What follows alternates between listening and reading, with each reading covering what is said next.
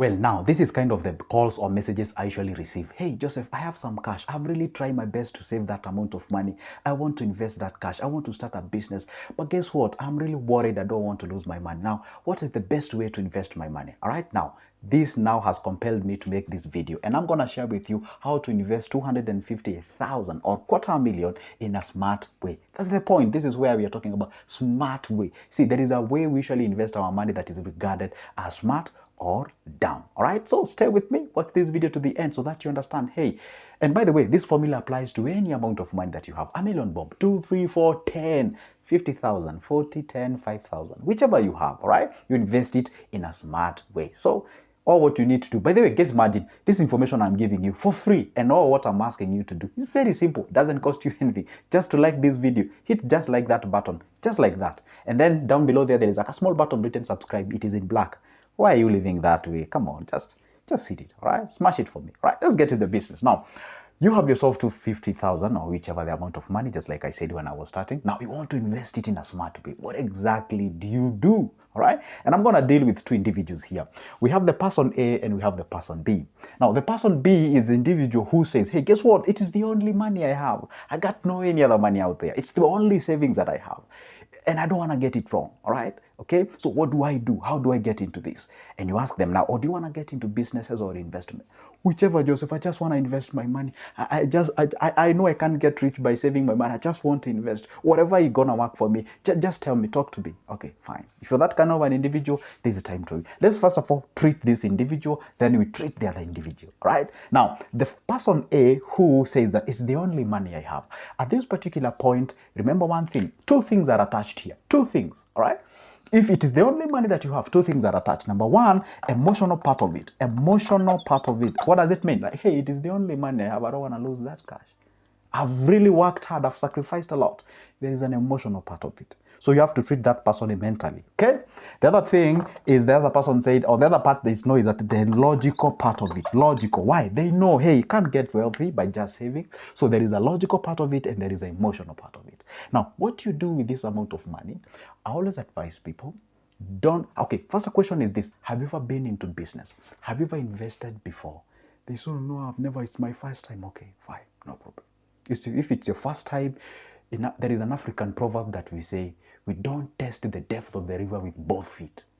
You know, you don't go out there and test, let me see how deep it is, and you put all yourself out there. What if you drain? Okay, so what do we do? You test with waters with at least a single feet and get to see whether you can be able to accommodate the depth. Okay, so what do I mean? If you can contextualize that in terms of this money, what you do, you divide this money, say even into three. All right, number one, you can think of doing what? Overly, you ask them, do you want to get into businesses or do you want to get into investments? They say, I can do both. And by the way, that's what I advise. Go for both. Okay. What I mean by going for both is that on the business part of it, okay, on the business part of it, this is a business that you've seen that can actually do good at that particular point. And one thing that you're supposed to understand, consider the age that you are right now. If you are young, let's say at 20s to 30s, 30s to around 38, that you can risk as much as you can. So what do? You get into the business, divide this money, let's say into two, whereby you put like 125,000 towards a business, and the other 125,000, that's a half of it, you can be able to put into an investment. You know what? When we compare businesses and investments, businesses tend to have what we call high risks, and they usually have high returns. That's a good thing with it. So if you love risking, then businesses that are good for you. On the other side, on the investments, we say they usually have what we call low risks and usually have what? Low returns. And that's why you tell people you can invest this amount of money in a money market fund and they give you 25,000 at the end of the year. They're like, what? 250,000, they gave me 25,000? Yeah. Before tax. They're like, nah, no, I don't like that, okay? Because you have to understand, there are investments and they are in businesses. So if you want to get into the business, oh, come on, for God's sake, don't put all this money into the business because you don't know how it's going to turn. Especially right now as we speak, not only in Kenya, globally, businesses are actually wishy-washy, okay? So put a little bit of it, test the depth of river. And then the other 125,000, you can divide it again. Don't put in one area. You can actually go ahead and invest in something like mutual funds, like so the money market fund. You can get your money into rates. You can get your money into something like shares. You can get your money. And again, when you talk about shares, it's a little bit dicey as well. What do? You can further divide this money, 125,000. You can decide that 25,000, I'm going to channel that back towards what? Or maybe you can say 15,000. I can channel that back towards buying shares. Okay. The other 110,000, you can take, let's say 70,000, put it in money market fund. You take the other amount of money, put it in something like, rates or something like, circles. If you can get a good circle and a legit circle. But nowadays with circles, you have to be very careful and be keen so that you don't lose your cash. So what do I mean? At least invest this money into, let's say, 3 to 4 areas. Okay. Number 1 is businesses. Okay. Number 2 is investments. And in these investments, you can actually further divide it. Put it mutual funds like the money market fund. Put another money in some shares. And the shares, don't look at it from the point of, hey, I want to get some money this in a short period of time. No. For shares, put it and view it for perspective of what? A long-term goal. It's not a thing that you're looking forward in 9 years or 2 years. Just view it from a long-term goal. You can put another money in something like fixed income investments, okay, like in a bank or something of sort. But at least leave at least 60 to 70% of this money accessible for you. Why? Because the business can actually turn to be a very good lucrative business, and you might realize, hey, the business is doing good and the business requires more of blood. We say businesses survive on vitamin M. That's money. So you need to have more of your money. You can take it from your money market fund or the mutual funds or whatever the place that you put your money, but just for God's sakes, just make it accessible so that you can pump in more money, pumping. You treat the business as the business. See, businesses, this is where people go wrong. Businesses communicate. They tell you, I need more money. Okay. You can actually add on this, you can do the other, you can do all those kind of things. So you keep on adding, all right? So you have to put some money a little bit accessible to you. So what I'm discouraging with this type of an individual, don't put all your money in one area. You take this 250,000, it's the only dear money that you have, and you go there, people are telling you, hey, if you get started on the gas refilling business, it's doing amazing, it's doing good, get all your money, go buy that thing. You put your business out there, and then things start going south. What do? You get depression, you get stressed. Why? You can just imagine how long it took you to actually accumulate this amount of money. Now you're trying to flash back and trying to imagine another how long it will take you to get this amount of money. You feel like, oh my goodness, I'm gonna blow out. Okay, that is exactly what you do. Now that is person A. Now what do you do with person B? Person B says, hey, guess what, Joseph? I got myself 250,000, but I have other sources of money or sources of income. It's not really like the only amount of money. Okay, fine. I'm not saying that like I would love to lose it. I mean, rule number 1, we say you don't lose money.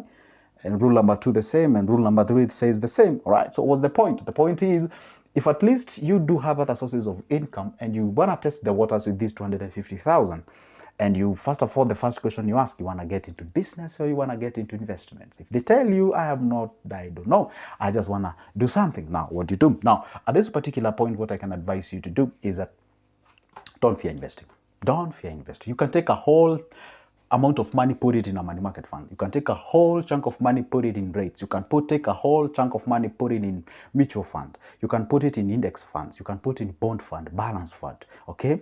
So what you do at this particular point is that if it's not the only dear money that you have, you can actually go ahead and dare invest all of it in one area. But again, no, I discourage that. What are you supposed to do? At least have 2. Okay, at least 2.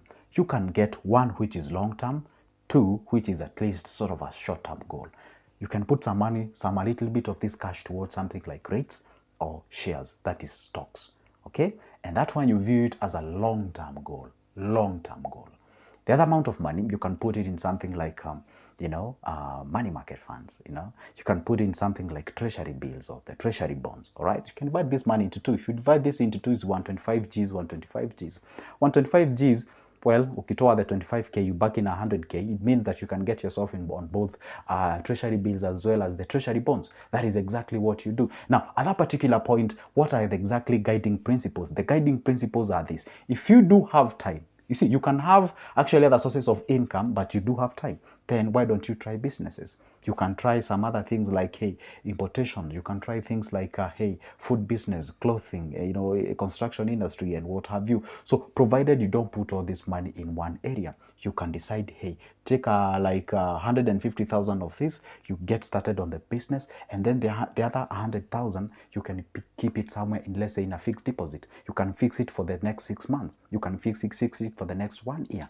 Get learn, grow the skin. We say grow the skin in that business that you've started to realize whether it is worth it. Go withdraw the other money that you did fix for you to be able to get it and go ahead and invest it. So those are the questions that you ask yourself. If you realize, hey, I can go ahead and withdraw the money that I did keep as in terms of the fix, then I can proceed to the next level. Again, if you for example, personally, I love daring, I love risking. So if you are a darer, you can look for a product that you can go ahead and purchase with this amount of money, even if it's going to give you a very small profit margin. You see, I always tell people, and this is how I view life. You don't have to view the way I do because I'm a little bit of a risk taker. That's how I regard myself. Sometimes I ask myself like this, well, I have 250,000 here. There is a product that I can buy. There was sometimes I used to buy sugar, by the way, and I can still buy. Let's say you realize that the market is about to fluctuate and there is an opportunity that is about to open somewhere. You see, personally, I'm all over the place. So what do? Like I feel, okay, like maybe let's say a bag of sugar goes for like 10,000 and I can anticipate this sugar can go up to 11,000. Of course, I have some people whom I can ask here and there. So what do? I grab my like, even if not all about, or not all of this amount of money, I can grab like 20 bags. And then after that, I view the market. Whenever I realize that the sugar has actually hit 11,000 also, what do? I go out there and sell maybe at 10.5. I can even sell at 10.4. I can even sell at 10.3. What's the problem? So that I can liquidate that thing as fast as I can. And then after that, if I calculate and maybe I can make my 10,000 out of this, well and good. If I am sure I can make 10,000 out of 250,000, well and good. Well and good. Rather than you promising me that I'm going to make 1 million out of this and I'm not sure about it. No, you'd rather tell me there is a way you can make 20,000 out of this 250,000. I dare, I take it, I say, whatever. But I actually buy that thing. I know, hey, at the end of the day, I can be able to sell it. It may not be as anticipated, period, but at the end of the day, I can be able to liquidate this thing and be able to go ahead and do something. Maybe there's somewhere I'm being told I can buy a piece of land somewhere, and maybe I put that land in the next 1 year. It has gone maybe, let's say, to double this amount of money, or maybe 400 or 300. Well and good, 50,000. Come on, if I was to put this money in a money market fund, I could have not made 50 G's. I just sell the thing and I get my money in my pocket and I keep on moving. That's what you're supposed to understand. But you see, that kind of a perception may not apply to this kind of an individual who it is the only money that they have. But if it is not only the amount of money you have a source of income, come on, and you're young, you still have some time. Oh, come on, why not risk? Why not dare?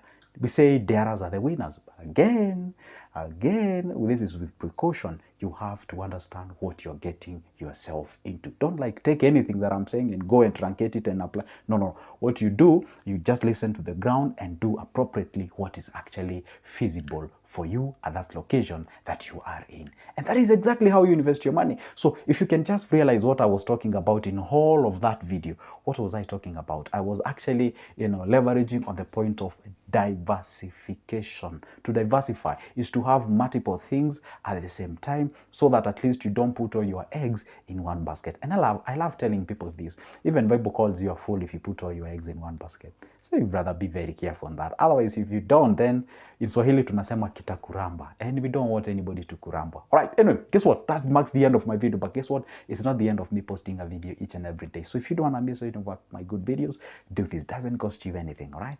Subscribe down below there, like the video, and also comment down below. And you can as well pick my number from the description of this specific video. We can have a conversation and we can proceed to the next level. My number is on the description of this specific video. Pick that one. Let's have a conversation and let's proceed to the next level. For now, it's a goodbye and see you in the next one.